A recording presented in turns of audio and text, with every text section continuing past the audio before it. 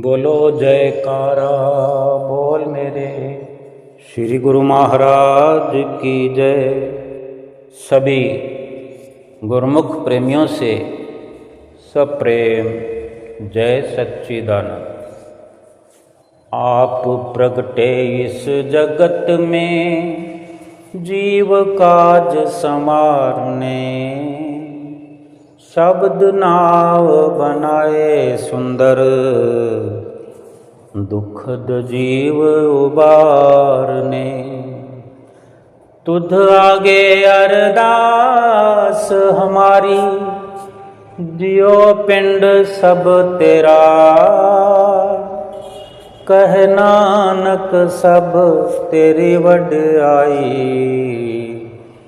कोई नाम न जाने मेरा।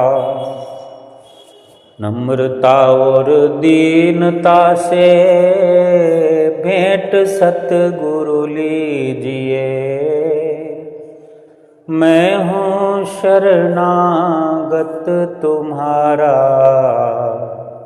दास अपना कर लीजिए। मैं हूँ शरणागत तुम्हारा, चरणों में रख लीजिए। हमारे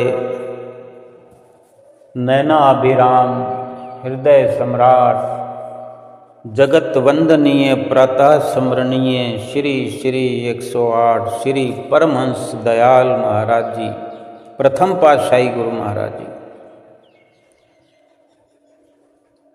इस धराधाम पर अवतरित हुए। इस दुनिया में आकर के एक विशाल लक्ष्य पूर्ति का जिम्मा लेकर के आए, जिसमें हम जीवों की भलाई, हम जीवों की रहनुमाई और जन साधारण के कल्याण के लिए, विश्व के कल्याण के लिए उनका जो जीवन रहा, जो जीवन चरित्र, अनेक अनेक ऐसे उनके जीवन के रहस्यमयी कार्य हैं, राज से भरे उनके प्रैक्टिकल जीवन के ऐसे ऐसे गुप्त दृश्य हैं, प्रगट दृश्य हैं। उनकी लीलाएं, उनके आदर्श सब के सब तो लेखनीबद्ध किए ही नहीं जा सकते, ना लिखा जा सकता है, ना मुंह जुबा से वर्णन किया जा सकता है। बस जिसने जो देखा, अनुभव किया, अपनी अपनी मुख रचना को पवित्र करने के लिए वर्णन भी किया, स्वयं भी अपने जीवन को खुशहाल करते हुए अपने आप को धन्य किया और दूसरों को भी महापुरुषों के ऐसे आदर्श सुना करके, उनकी लीलाओं का वर्णन गा करके, सुना करके उनके जीवन में भी भरपूर खुशियां भरने का कार्य किया। जिस भी गुरुमुख प्रेमी ने जो भी नज़ारे देखे, श्रवण किए, अपने हृदय में धारण किए, वो उनकी महिमा का गान करते करते कभी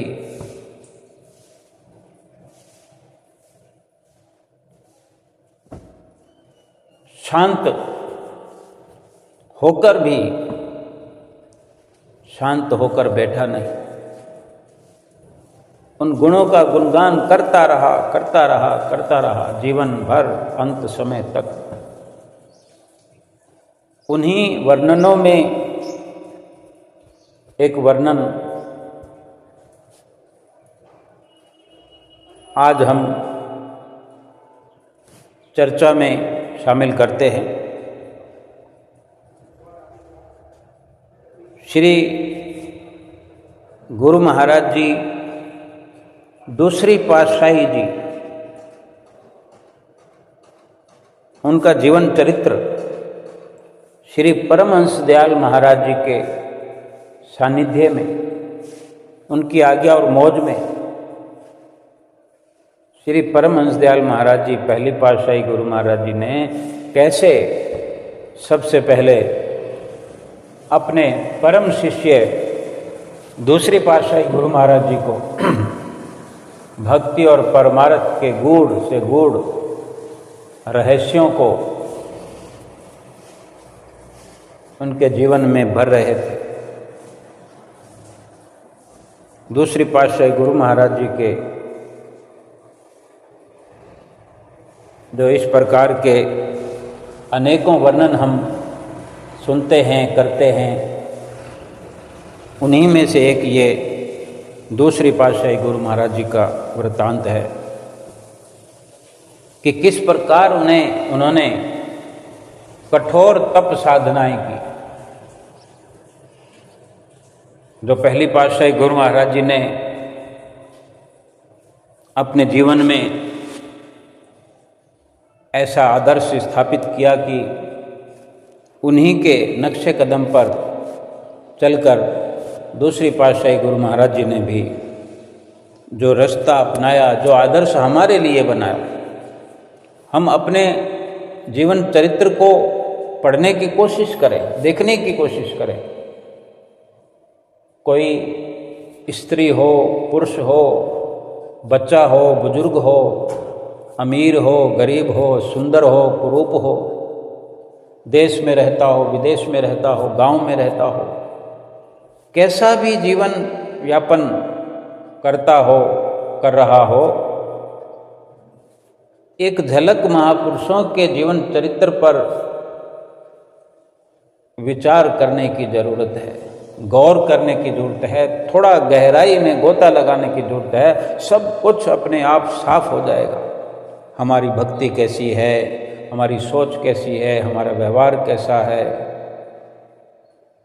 हमारे कर्तव्य परायणता कैसी है हमारी, सब कुछ सीखने को अगर मिलेगा तो महापुरुषों के इन आदर्शों से ही हमें प्राप्त होगा।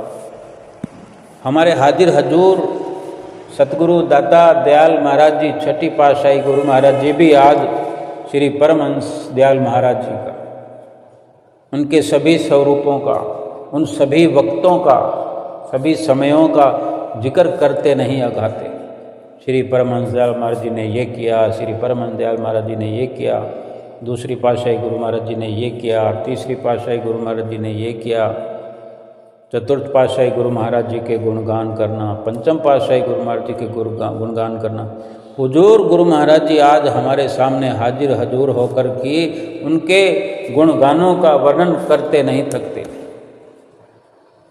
हमें भी तो समझना चाहिए कि क्या इतनी गहराई है, क्या वो ऐसी विश्वसनीयता है, क्या वो सूक्ष्मता है, क्या स्थूलता है जो हमें समझाना चाहते हैं, क्या सत्य है, क्या असत्य है।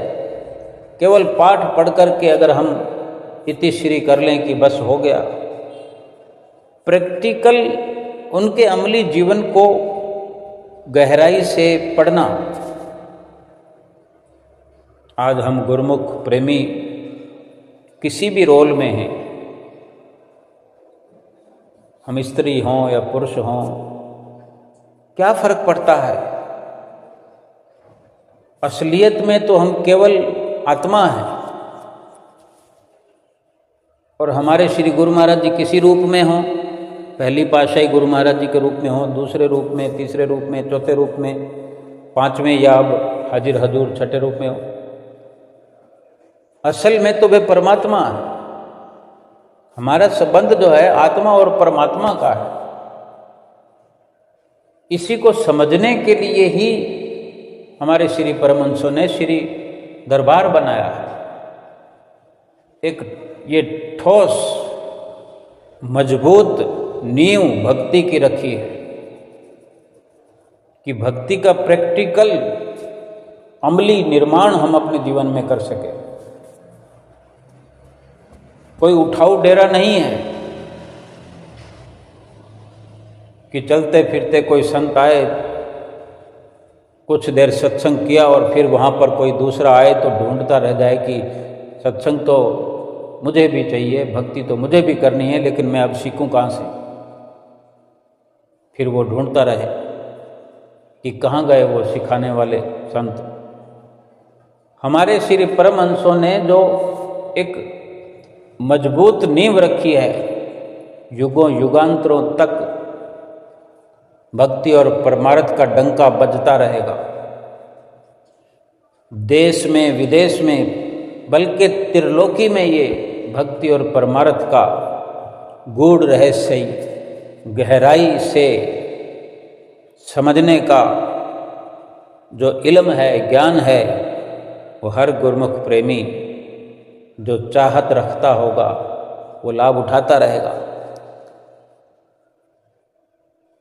तपोमूर्ति परोपकारी विश्व आधार श्री गुरु महाराज जी समुद्र की तरह बहुत कुछ अपने भीतर छिपाए और ऊपर से स्थिर दिखने में शांत नजर आ रहे थे। ये दूसरी पातशाही गुरु महाराज जी जिनका हम जीवन चरित्र समझने की कोशिश कर रहे हैं कि समुद्र की तरह, जैसे समुद्र में अथाह बहुत कुछ, उनकी गहराई तक जाने क्या कुछ भरा होता है, छिपा होता है। कोई ऐसा तैराक हो तो बड़ी मुश्किल से गहराई में गोता लगा सकता हो। तो ये एक असमंजस की स्थिति है। हमारी अक्ल और बुद्धि इतनी प्रवीण नहीं कि हम कुछ जान सकें कि समुद्र से किसने क्या पाया।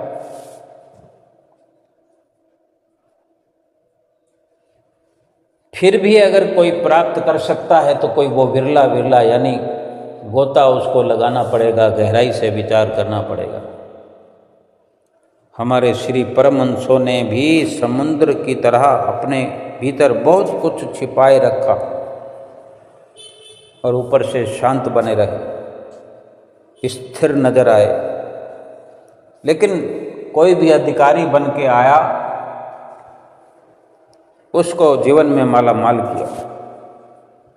दूसरी पातशाही गुरु महाराज जी ऊपर से शांत नजर आ रहे थे, स्थिर नजर आ रहे थे।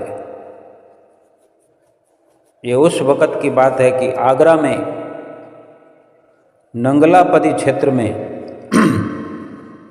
कृष्ण द्वारा के पास ही एक घने नीम के पेड़ के नीचे बैठ कर के आप साधना में लीन हो गए।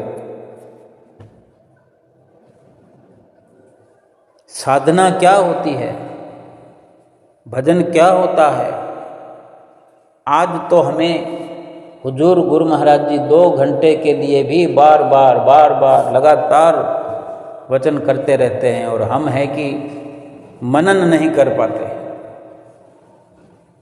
उनके वचनों पर चल नहीं पाते। हम विचार करें कि क्या वो गूढ़ रहस्य हैं जो उन्होंने आदर्श बनाकर हमारे सामने ज्यों का त्यों रख दिया है कि अगर हम लाभ उठाना चाहें, लाभान्वित होना चाहें, तो ये बहुत स्वर्णिम अवसर है हम गुरुमुख प्रेमियों के लिए। बहुत ही ये अनमोल वक्त है समझने की कोशिश करनी होगी। कृष्ण द्वारा के पास एक घना नीम का पेड़, उस नीम के पेड़ के नीचे बैठकर आप साधना में जो लीन हुए, तो आपको इतना भी समय न होता, कभी आपको इतनी भी फुर्सत न होती भजन को छोड़ने की, या इतनी भी ज़रूरत महसूस न करते कि खाना बनाना या कोई व्यंजन बनाना। उसी नीम के पेड़ के नीचे जो बैठ करके साधना में लीन हुए, तो उसी पेड़ के जो नीम के पत्ते वो उबाल कर खा लेते। सोचो गुरुमुख प्रेमियों, हमारे लिए ये आदर्श बनाया है उन्होंने, भजन करके हमारे लिए भक्ति का रास्ता जो है सरल बनाया है। कोई वक्त होता था भगवान को पाने की लालसा में, चाहना में हजारों हजारों साल तपेश्वर तप करते थे, जप करते थे, साधनाएं कठिन से कठिन साधनाएं कंदराओं में, गुफाओं में जाकर करते थे। लेकिन हमारे श्री गुरु महाराज जी ने, श्री परमहंसों ने हम गुरुमुख प्रेमियों की खातिर ऐसी कठिन साधनाएं करते हुए कभी अपने शरीर के लिए सोचा तक भी नहीं, सब कुदरत पर छोड़ दिया। केवल अपने शरीर को भजन के काबिल रखने के लिए मात्र उस वक़्त दूसरी पातशाही गुरु महाराज जी ने नीम के पत्ते उबालकर खाए और पानी का केवल सेवन किया। इतना ही नहीं, उनके जीवन में उस काल में, उस वक़्त में भजन करते हुए पेड़ के नीचे बैठे हुए, कब किस वक़्त सर्दी का मौसम आ गया, कब गर्मी का मौसम शुरू हो गया, कब धूप निकली, कब वर्षा हो गई, कब दिन निकला, कब रात हुई, आपको कोई शुद्ध नहीं। शरीर पर कुछ है, कपड़ा पहना हुआ है या नहीं है, कोई चिंता नहीं। शुद्ध ही नहीं तो फिर चिंता कहाँ से हो। खाना पीना तो जैसे छूट ही गया। अपने रहने के लिए झोंपड़ी तक नहीं बनाई। नीम के उसी पेड़ के नीचे आपने 10-11 फुट गहरी और लगभग 6 फुट लंबी, 4 फुट चौड़ी एक गुफा बना ली। नीचे की तरफ गहरी, आगे की तरफ लंबी और 4 फुट की चौड़ाई। ये अपने लिए बैठकर भजन करने के लिए ये गुफा बना ली। इसी में बैठकर आप भजन ध्यान करते, तप करते, तपश्चर्या करते रहे। मुखारबिंद पर मौन धारण था, मौन किए हुए, और आंखें भी लगभग अक्सर बंद रखा करते थे, ध्यान लगाए हुए, आंखें बंद किए हुए। और ऐसे में आसपास के लोग जिनके हृदय भक्ति भाव से भरे थे, आपके बारे में कुछ जानते नहीं थे, कुछ भी नहीं जानते थे, बस इतना ही कि आप एक योगी हैं। उनकी पहुंच इतनी थी, उनकी बुद्धि की यही पहुंच थी, इतना ही समझ पाते थे कि ये कोई योगी पुरुष है। और इतना तक भी सोचकर उनके मन के अंदर इतनी श्रद्धा और स्नेह भर भर आता। श्रद्धा और स्नेह बस वे आपके लिए खाने पीने के लिए फल इत्यादि वहाँ नज़दीक रख दिया करते थे। फल और जल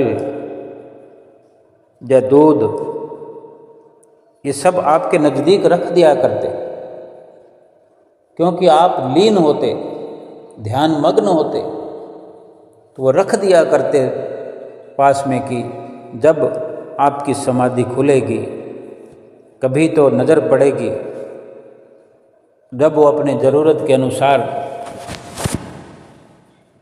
उनका भोग लगाएंगे, लेकिन आप उन पर नज़र तक भी नहीं डालते।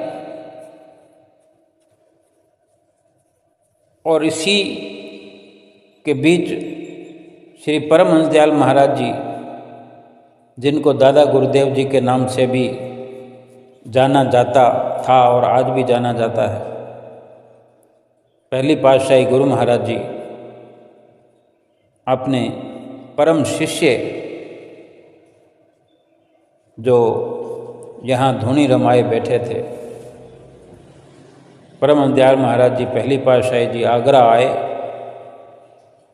और गुफा से बाहर अपने पवित्र हाथों से धूनी रमाई।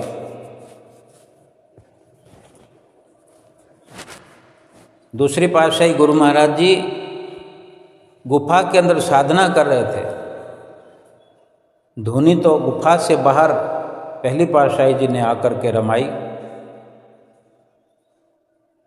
महान गुरु के महान शिष्य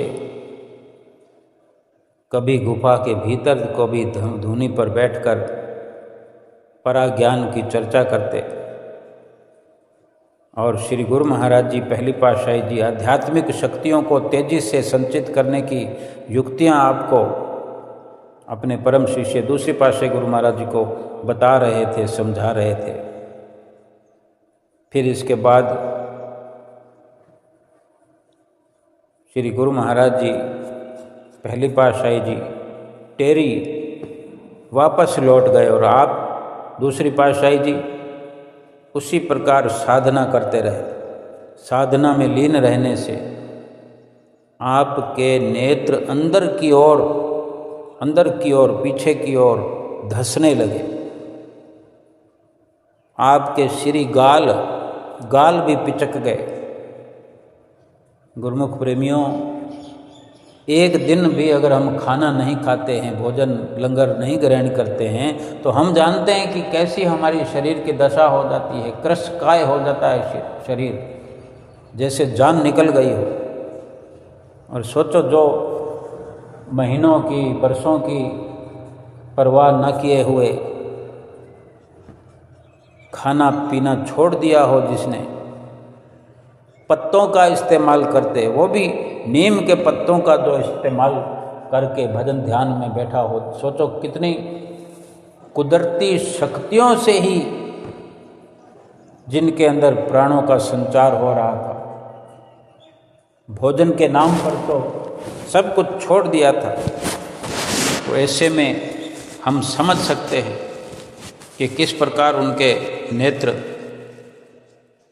अंदर धंसने लगे, गाल पिचक गए। बस एक आत्मिक शक्ति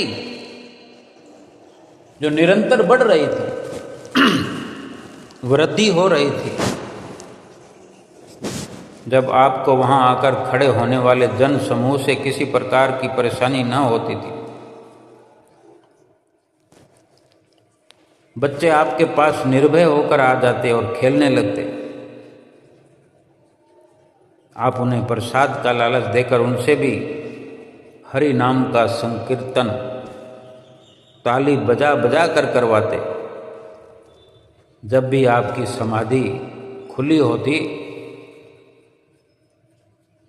तो भजन कीर्तन चलते थे। बच्चों के साथ बहुत घुल मिलकर उनसे कीर्तन करवाते, तालियां बजवाते। वो बच्चे बड़े प्रसन्न होते। कभी कभी कोई ईर्ष्यावश और जिज्ञासावश आपके नज़दीक आकर ये जानने की कोशिश करता कि आप इतने कठोर तप द्वारा आखिर क्या प्राप्त करना चाहते हैं। जो खाना पीना छोड़ा हुआ है, पहनना छोड़ा हुआ है, न सर्दी की परवाह है न गर्मी की परवाह। थोड़ी सी बरसात आती है तो तितर बितर हो जाते हैं, हम भागने लगते हैं, रुक जाते हैं अपना सफ़र बीच में छोड़ करके। हम स्कूटर पे चल रहे हों, साइकिल पे चल रहे हों, पैदल चल रहे हों, नहीं सहन कर पाते। और दूसरी पातशाही गुरु महाराज जी न आंधी तूफान के मौसम की चिंता, न बरसात की चिंता, न भूख प्यास की चिंता। तभी लोग ऐसा सोचते कि इतना कठोर तप किस लिए, क्या चाहत है। जब इस तरह से कोई सवाल करते तो आप उस भेद को गुप्त ही रखते, किसी से वर्णन करना जरूरी नहीं समझते। क्यों कि हम जीव तो अल्प बुद्धि हैं, महापुरुषों की तो महापुरुष ही जानते हैं। सब कुछ अपने भीतर छुपाए रखते। वैराग्य पुंज, वैराग्य पुंज त्याग मूर्ति परम योगेश्वर परम आराध्य देव ने नाम की सुमरन की मस्ती में डूबकर जिस हरि हर शब्द का जाप किया, उसी के प्रभाव से गुफा के आसपास संपूर्ण प्रकृति की जड़ व चेतन वस्तुएं जैसे ईंट, पत्थर, पेड़, पौधे आदि कण कण में से हरिहर की मधुर ध्वनि वहाँ से गुजरने वाले लोगों को साफ सुनाई देने लगी। आपसे कोई अगर पूछता तो आप उत्तर में केवल हरिहर कहकर ही मौन हो जाते।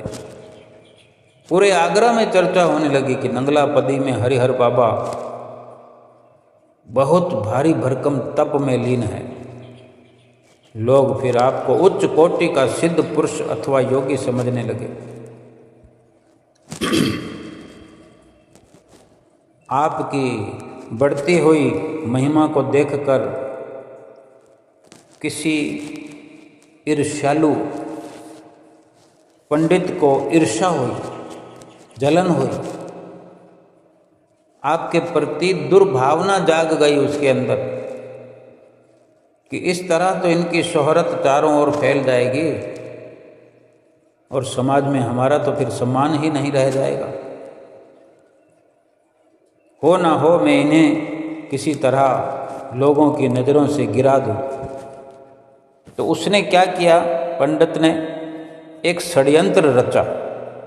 क्या कि वो पंडित होने के नाते आगरा शहर के सारे पंडितों को सूचित कर दिया कि फलां दिन कृष्ण द्वारा में हरिहर बाबा की ओर से एक विशाल भंडारे का आयोजन किया जा रहा है। झूठा ही प्रचार प्रसार कर दिया कि फलां दिन भंडारा होगा जो हरिहर बाबा कराने वाले हमारे दूसरी पातशाही गुरु महाराज। तो उसी निश्चित दिन सब पंडित उस स्थान पर आ गए, पहुंच गए भंडारा खाने के लिए। इधर जब श्री गुरु महाराज जी को पता चला तो त्रिकालदर्शी भगवान जिस नीम के पेड़ के नीचे बैठकर तपस्या कर रहे थे, रिद्धि सिद्धि के मालिक ने जैसे ही उस पेड़ को हिलाया, पंडित लोग ये दृश्य देखकर चकित रह गए। वो जो पेड़ था उस पेड़ को हिलाया। वो पेड़ को हिलता देखकर, वो नज़ारा देखकर सब के सब हैरान हो गए कि जो पेड़ पर पत्तियां लगी थी, पत्तियों की जगह पेड़ को हिलाने का जो श्री गुरु महाराज जी ने ये अवसर पैदा किया, तो बजाय पत्तियों के पेड़ से लड्डू गिरने लगे। लड्डू देखते देखते सब पंडितों की झोलियां लड्डुओं से भर गई। लड्डू भी ऐसे विचित्र आकार के, ऐसे अनोखे प्रकार के लड्डू, और वजन 1-1 किलो के लड्डू। सब ने पेट भरकर लड्डू खाए और साथ ले जाने के लिए भी लड्डू बांध ली। पंडित लोग आश्चर्यचकित हुए। उनके मन में ये विचार आया कि बाबा जी ने तो अभी हमारे धुने नहीं प्रसन्न किए,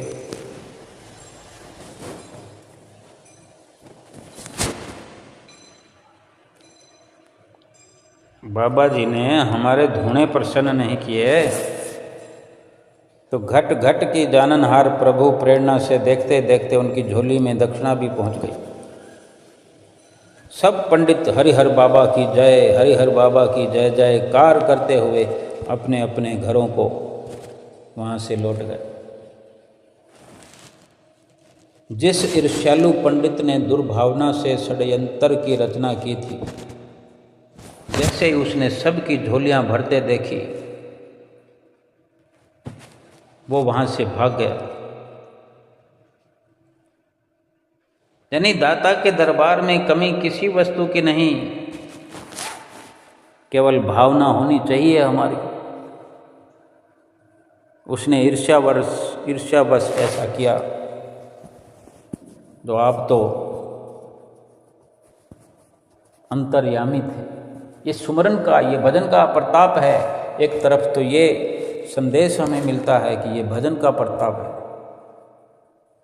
और वैसे ही वे तो धूर्धाम से स्वयं परमेश्वर परमात्मा नर रूप में नारायण आए थे।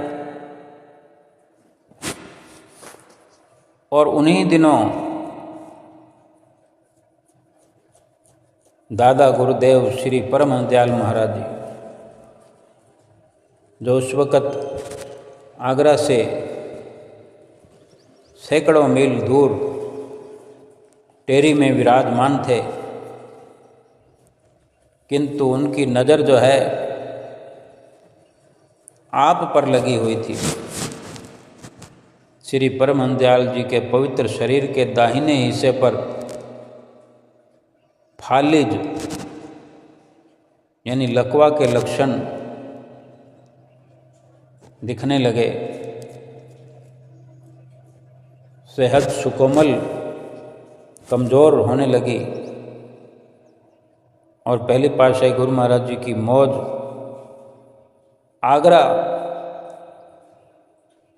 कृपा करने की हुई। ये अक्टूबर 1915 का वक्त था। अक्टूबर 1915 में अपने सतगुरुदेव को आगरा में पाकर आप दूसरी पातशाही गुरु महाराज जी प्रसन्न तो हुए, पर उनकी अस्वस्थता को, उनकी सुकोमल सेहत को लेकर काफ़ी चिंतित भी हो गए दूसरी पातशाही जी, और गुरु सेवा का धर्म निभाने में लग गए। लगभग 8 महीने तक आप दूसरी पातशाही जी ने अपने सतगुरुदेव महाराज जी की सेवा दिलो जान से की, जिसके फलस्वरूप श्री प्रथम पातशाही गुरु महाराज जी ने आपको अनेक प्रकार से शुभ अति शुभ आशीर्वाद प्रदान किए। 8 महीने के बाद जून 1916 जब जयपुर के प्रेमियों की प्रार्थना पर श्री परमहंस दयाल महाराज जी जयपुर पधारे, तो आप दूसरी पातशाही जी फिर से अपनी साधना में लीन हो गए। किंतु कुछ ही दिनों बाद आपके मन में अपने गुरुदेव के पवित्र दर्शन करने की इच्छा ने जोर मारा, तो आप तुरंत जयपुर पहुँचे। दूसरी पातशाही गुरु महाराज जी जयपुर अपने पहली पातशाही गुरु महाराज जी के दर्शनों के लिए पहुँचे। आपने अभी चरणों में दंडवत प्रणाम ही किया था। ये सारी मर्यादा जो है हमें सीखने की, समझने की ज़रूरत है। हमारा जीवन यूं ही व्यतीत हो जाए, परमहंसों के जीवन अध्याय को पढ़कर उन पर अमल करने में, उनके वचनों का पालन करने में हमारा तो लोक भी सुखी है और परलोक भी सुहेला है। कोई और जतन करने की जरूरत नहीं है, साधन करने की जरूरत नहीं। जो कुछ करना था हमारे श्री परमहंसों ने अपने वक्त में कर दिखाया है। हमारे लिए ये आसान रास्ता भक्ति का बताया है। हमें तो सिर्फ 5 नियम को निभाना है, थोड़ा थोड़ा थोड़ा थोड़ा, और 2 घंटे भजन अभ्यास करना है। बाकी सब कुछ हमारे लिए उन्होंने इतनी कठोर साधनाएं की, घोर तप किया, भजन अभ्यास किया, भूख प्यास को छोड़ा। उन्होंने जो त्याग किया, उन्हीं के बदौलत आज हम 36 प्रकार के 56 भोग व्यंजन ग्रहण कर रहे हैं। खुद हुजूर गुरु महाराज जी श्री परमहंस दयाल महाराज जी के छठे अवतार में अपनी चरण शरण में बिठाकर क्या कुछ हमें नहीं खिलाते, लंगर में क्या कुछ हमें नहीं मिलता, भक्ति से भी झोलियां भरते हैं, प्रसाद के कार्टून हम भर करके एकत्र करके यहाँ से ले जाते हैं, किसी चीज़ की कमी नहीं। और जो भजन सुमरन करने का वरदान हमें देते हैं, नाम का जो वरदान दिया है, अगर हम अमल करें तो हम जाने कितने शक्तिशाली अंदर से भी और बाहर से भी हो जाएंगे। हमें तो भूखे प्यासे रहने का कोई भी वरदान नहीं दिया। पंचम पातशाही गुरु महाराज जी ने भी अपने सुंदर वचन फरमाए कि खाओ पियो खुशियाँ मनाओ, बात ना भूलो एक। श्री आरती, पूजा, सेवा, सत्संग, दर्शन, ध्यान, चाहे बाधा पड़े अनेक, हमें कोई भी आपत्ति नहीं है, कोई मुसीबत नहीं है उनके वचन निभाने में, बल्कि मुसीबतें तो दूर भागती हैं, आपत्तियां तो समाप्त होती है, बड़े बड़े तूफान टल जाते हैं। लेकिन अगर हम हाथ पर हाथ धर के बैठे रहे तो परमहंसों को दुख होता है, अफसोस होता है, क्योंकि हमें दुखी नहीं देखना चाहते। और भजन सुमरन के बिना तो फिर हम अपने दुखों का निवारण कैसे करेंगे, अपने जन्म मरण का हम छुटकारा कैसे करेंगे। दूसरी पातशाही गुरु महाराज जी जो दर्शन करने गए जयपुर, पहली पातशाही गुरु महाराज जी के, वहाँ उपस्थित होकर चरणों में दंडवत प्रणाम ही किया था कि आपको तुरंत वहाँ से लौट जाने की आज्ञा प्रदान कर दी पहली पातशाही गुरु महाराज जी ने। आप एकदम हैरान हो गए, चौंक गए, लेकिन भीतर से तो आप भी बहुत बड़ी मर्यादा को, आदर्शों को लिए हुए थे। आंखें छलछला उठी, जैसे जबरदस्ती रोकने पर भी आंसू नहीं रुकते हैं, ऐसी दशा हुई कि बरबस आंखों से आंसू छलकने लगे। कहीं रह न जाए सितम कोई बाकी, मुझे आज मानी है ताबे मोहब्बत। आप श्री सतगुरुदेव जी की शारीरिक सेवा का धर्म निभाना चाहते थे। दूसरी पातशाही गुरु महाराज जी पहली पातशाही गुरु महाराज जी की निजी सेवा करना चाहते, ये भाव था। किंतु तुरंत लौटने की आज्ञा मिलते ही आप वापस आगरा चल पड़े। परम भक्त जगन्नाथ जी हुए हैं। परम भक्त श्री जगन्नाथ जी उस समय श्री परमहंस दयाल महाराज जी के शुभ दर्शनार्थ आ रहे थे, वहाँ पहुँच रहे थे जहाँ गुरु महाराज जी विराजमान थे। पहली पातशाही जी वे आ रहे थे और आप दूसरी पातशाही गुरु महाराज जी जा रहे थे। आपस में भेंट हो गई। वो आपके श्री चरणों में विनती करके आपको भोजन कराने अपने साथ ले गए। वो भगत जी दूसरी पातशाही जी को अपने साथ अपने घर भोजन कराने ले गए। उसके बाद अपने पुत्र से कहकर आपको आगरा की गाड़ी में बिठला दिया। श्री जगन्नाथ जी ने ये सूचना जब श्री पहली पातशाही गुरु महाराज जी को दी कि हमने दूसरी पातशाही गुरु महाराज जी को भोजन कराया और उनको रेलगाड़ी में बिठा दिया, तो पहली पातशाही गुरु महाराज जी इतने प्रसन्न हुए कि उनके नेत्रों से भी आंसुओं की झड़ी लग गई। एक झरना फूट निकला आंखों से। उन्होंने फरमाया, जगन्नाथ जी को आपने बहुत अच्छा किया जो उन्हें भोजन करा दिया, क्योंकि यहाँ तो सब दिल के अंधे थे, जो किसी ने हरिहर बाबा को पानी तक भी नहीं पूछा, सब देखते ही रह गए। उनको तुरंत वापस भेजने में भी गहरा रहस्य है। कितने श्रद्धा से हमें मिलने आए थे, किंतु जब हमने उन्हें एकदम से वापस लौटने की आज्ञा दी तो भी एक शब्द नहीं बोले, ऐसे परम आज्ञाकारी शिष्य तो युगों में, कई कई युगों में एक बार ही हुआ करते हैं। अंतर्यामी श्री परमहंस दयाल जी जानते थे कि अभी आपको रूहानियत की मंजिलें तय करनी है। आपका समय कितना कीमती था। दूसरे पातशाही गुरु महाराज जी का समय कितना कीमती था, ये तो पहली पातशाही गुरु महाराज जी ही जानते थे। अगर उन्हें निजी सेवा सौंप देते तो जो वहाँ एक भक्ति और परमार्थ का मजबूत आधार बना रहे थे, वो कैसे होता। जितना हम महापुरुषों के जीवन अध्याय को पढ़ते हैं, सुनते हैं, समझने की कोशिश करते हैं, प्रभु तेरी अदाओं का मेरे पास कोई जवाब नहीं, अब मेरी आँखों में आपके सिवा कोई ख्वाब नहीं। प्रभु तुम मत पूछो मुझे कितनी मोहब्बत है तुमसे, इतना ही जानो मेरी मोहब्बत का अब कोई हिसाब नहीं। ऐसे प्रेम के क्या कहने। जितना हम महापुरुषों की रहमतों का अनुभव करते हैं, अगर उन पर अमल करें कि आज कितनी रहमत हम गुरुमुख प्रेमियों पर श्री परमहंस दयाल महाराज जी की है।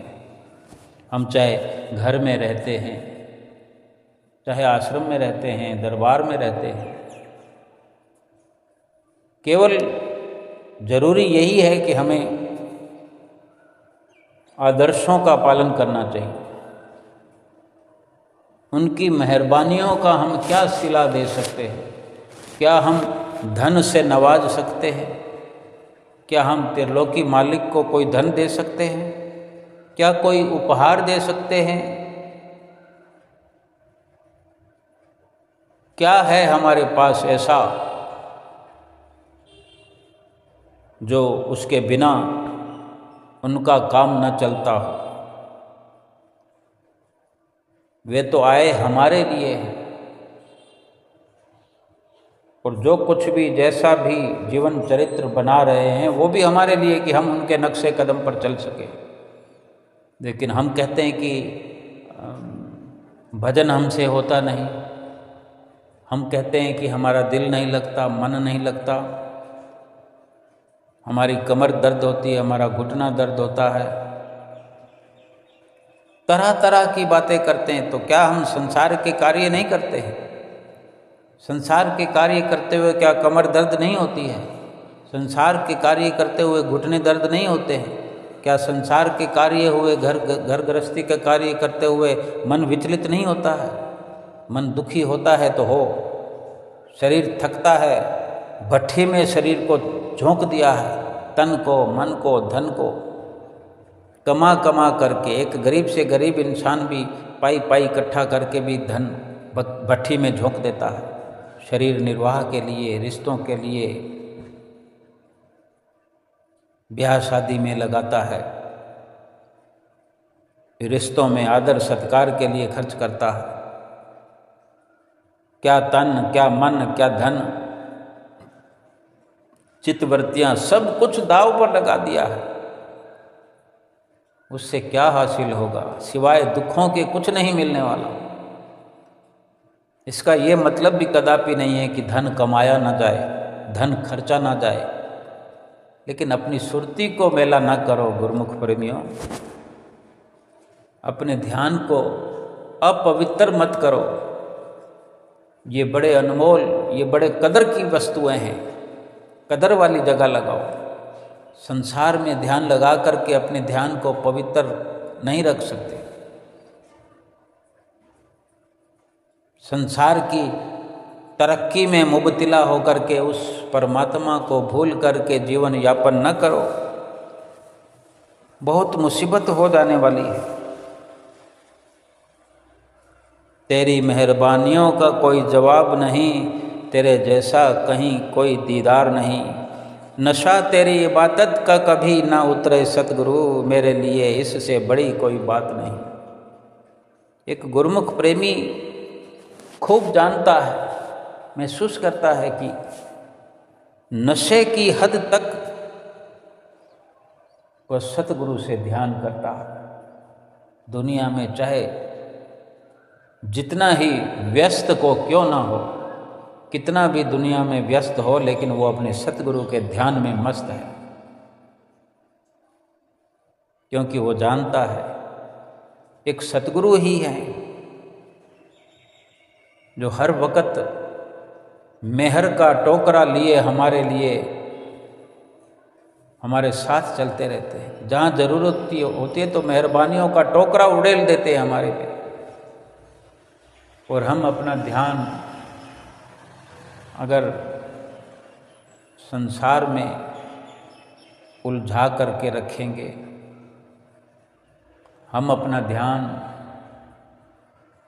उसी सतगुरु से हटा देंगे और दुनिया में लगा देंगे, तो दुनिया वाले हमें क्या देंगे?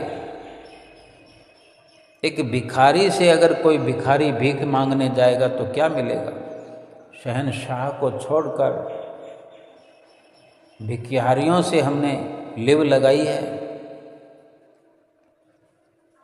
तोड़ निभाने वाले सतगुरु को छोड़ करके क्या दुनिया ने किसी से प्रीत निभाई है? आज अगर हम न समझे, आज अगर हमने प्रयास न किया, तो फिर ये वक्त तो किसी का सगा नहीं है, मृत्यु किसी की सगी नहीं है, कोई लिहाज नहीं है। देखते ही देखते ये संसार छूट जाएगा, देखते ही देखते ये शरीर छूट जाएगा, सब कुछ तहस नहस हो जाएगा। एक सतगुरु का साथ जो सच्चा है, उस ओर से हम गफलत करते हुए अपने समय को जाया न करें। सतगुरु से सच्ची प्रीत करनी है, सतगुरु का ही साथ पा करके, सतगुरु का ही ओट आसरा, उसी का सहारा पा करके इस लोक में भी हम खुशहाल रह सकते हैं और परलोक भी हमारा संवर जाएगा। ना फिर आना है ना फिर जाना है, ना जन्म लेना है ना मरना है, ना दुख प्राप्त करना है ना सुख प्राप्त करना है। दुख और सुख से, जन्म और मरण से फर्क हो गए, न्यारे हो गए, और प्रभु हमारे और हम प्रभु के प्यारे हो गए। ये सतगुरु ने हमें अपना करके ये स्वर्णिम अवसर खोल दिया है। सतगुरु ने हम पर जो ये दात लुटाई है, ये उनका असीम उपकार है। हम उनके उपकारों का बदला चुका नहीं सकते। सतगुरु के उपकार का बदला दिया न जाए, तीन लोक की संपदा भेंटत मन सकुचाए। त्रिलोकी का धन भी अगर हमारे पास हो तो भी मन को संकोच होगा कि मैं किसको क्या दे रहा हूँ। वो तो स्वयं शहंशाह है, मालिक तो वही हैं। ठीक है, फिर भी हमारा भाव बनता है तो हम पहल उनके वचनों की पालना करें, 5 नियमों को निभाएं, 2 घंटे भजन अभ्यास करें। फिर भी ये विचार करें कि ये श्वास आपने दिए थे, ये वक्त आपने दिया था, ये नाम भी आपने दिया था, तभी तो मैं आपके चरणों में अर्पित कर सका हूँ। आरती में गाने वाले सारे दुनिया के लोग आते हैं कि तेरा तुझको अर्पण क्या लागे मेरा, ओम जय जगदीश हरे। मेरा कुछ भी नहीं है, सब कुछ आपका है, बस आप मेरे बन जाइए और मुझे अपना बना लीजिए और जन्म मरण से छुटकारा करा दीजिए। बोलो जयकारा बोल मेरे श्री गुरु महाराज की जय।